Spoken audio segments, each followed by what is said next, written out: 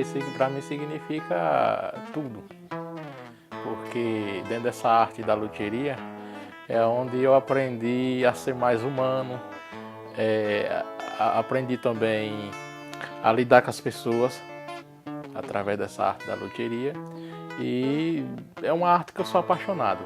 Trabalhar com que o significado de luthieria ela vem de um termo estrangeiro, que é a arte de trabalhar com madeira. Então, para muitos aqui que não conhecem o que é a luthieria, é um artesã. E o início foi o desejo de aprender a tocar um instrumento. Na minha época, instrumento a gente só via na televisão, e daí do desejo que nasceu para mim aprender a tocar, eu comecei a fazer os meus brinquedos com caixote, usando um pedaço de corda velha de violão, de cabo de aço, e fui construindo, desenvolvendo meus instrumentos. Então, aí no começo, no princípio, devido o nome não ter tanto conhecimento na área da música, sofri um bocado, mas fui usando a estratégia de com meus instrumentos que eu tocava, fazer uma regulagem perfeita para o músico que pegasse meu instrumento, ele sentisse o desejo de ter aquele instrumento dele regulado que nem o meu. E aí ele perguntando quem era que regulava, eu falava que era eu. Então aí a confiança começou a surgir aí, na minha área da luthieria, com qualidade, com perfeição, para o nome vir crescer no mercado. Ferramenta dessa área é muito complicada de se achar, apoio, que era uma coisa que eu buscava e poucas pessoas me apoiavam, mas eu não desisti, encarei, usei isso como força para chegar onde eu estou hoje. Então, a pandemia ela afetou muito na área dos músicos, porque o músico que vivia da sua arte, nesse período da pandemia, ele sofreu muito porque muitos para sobreviver e sustentar sua casa, teve que vender seus instrumentos barato, bem barato mesmo. Aí surgiram as lives. No momento que a gente estava achando que tudo tinha ido por água abaixo, surgiu as lives. Então os músicos começaram a receber ajuda de patrocínio, e os seus instrumentos, aqueles que não venderam instrumento, que tinham seus instrumentos guardados, estavam precisando de manutenção. Aí é a hora que entra o luthier, onde o luthier vai tirar o seu recurso para sobreviver da sua arte. Na minha vida e na minha carreira, isso para mim, ela me representa muita coisa, porque eu tenho ido a lugares que eu nem imaginaria estar, tenho conhecido pessoas que não imaginava também conhecer através dessa arte, pessoas renomadas na área da música, tem trazido muita alegria para mim. Então, começando pela mostra desse violão que parece um instrumento quebrado, né? Que eu vou contar a história de como eu conheci o Vando. Meu nome é Toninho dos Santos, trompetista e toco violão autodidata, e esse instrumento faz parte agora dos meus prediletos, criação do Vando. Então agora, com o violão montado, vou continuar a história de Vando. Eu conheci Vando, acho que em 2014, 2015, e aí a gente criou uma amizade, um respeito pelo trabalho um do outro. Passou-se alguns anos e eu pedi a ele, fiz um pedido a ele, que foi criar um violão a partir do braço, desse braço aqui, que era do meu sogro. Esse braço aqui já tem, sei lá, mais do que 60, 70 anos. A gente teve a ideia juntos de criar um instrumento que eu pudesse desmontar, que foi como eu mostrei na primeira parte do vídeo, para que eu viajasse tranquilamente, não tivesse problema com os voos. Então, essa é a primeira viagem desse violão, que é na verdade inspirado numa craviola, foi o resultado final do Vando, e é um dos instrumentos que eu estou usando nas apresentações, na Seiva da Voz com a Equedicinho, e a sonoridade dele é muito especial. Então eu estou muito agradecido ao Vando por esse trabalho. Então eu vou mostrar aqui poucas palavras e aqui vai o som.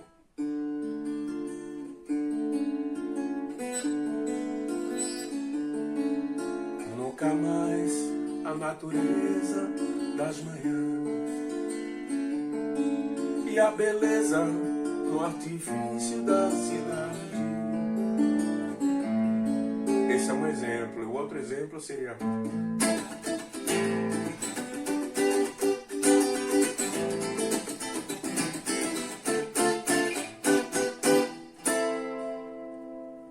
Um abraço, bando, obrigado. Eu construo o instrumento aqui assim, dependendo a encomenda. Hoje eu tenho que ter um cuidado para trabalhar com os tipos de madeira, porque tem madeira que ela não pode ser industrializada mais devido ao florestamento. Então eu procuro trabalhar mais com madeira reciclável, de portas velhas, móveis velhos antigos, que são madeiras de lei, cedro, canela, marfim, roxinho. Essas madeiras eu trabalho mais só que com madeira reciclável, de demolição, saio procurando em alguns lugares, encontro essa madeira e eu fabrico o instrumento assim.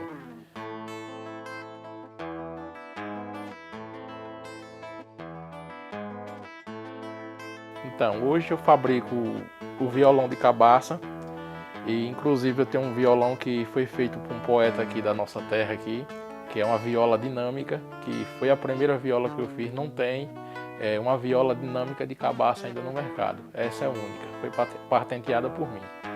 Então é o meu carro-chefe aqui da luthieria, essa viola dinâmica de cabaça. E faço ukulele de cabaça também, faço cavaquinho, faço violão, guitarra, e bandolim, contrabaixo.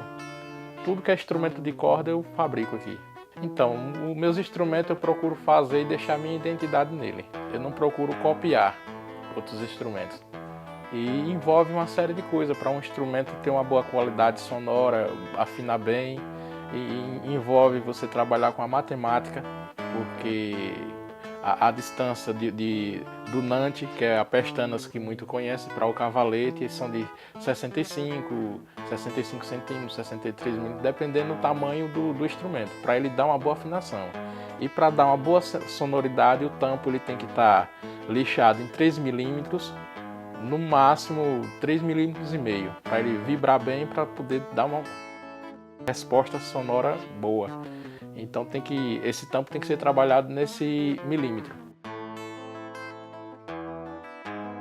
Algo que foi feito especialmente para ela e que é único.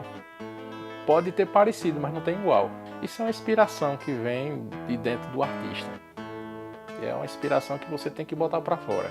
Se você não colocar essa inspiração que o artista tem, é a mesma coisa de um compositor. Às vezes ele tem ali a inspiração de compor uma música, e se ele não colocar aquela inspiração para fora, ele não vai conseguir compor.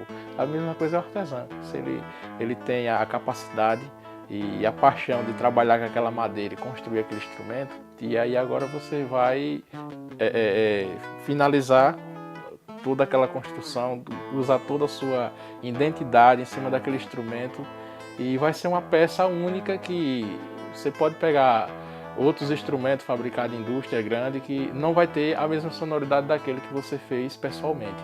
Quando a gente constrói um instrumento artesanal, é uma peça ali que ela vai ficar para a vida toda. É diferente de um instrumento industrializado, porque eles usam madeiras que não são adequadas para aquele instrumento. Então ele vai se acabar logo. E o instrumento que é feito por um luthier, ele vai ficar para a vida toda. Ele vai ficar para netos, bisnetos.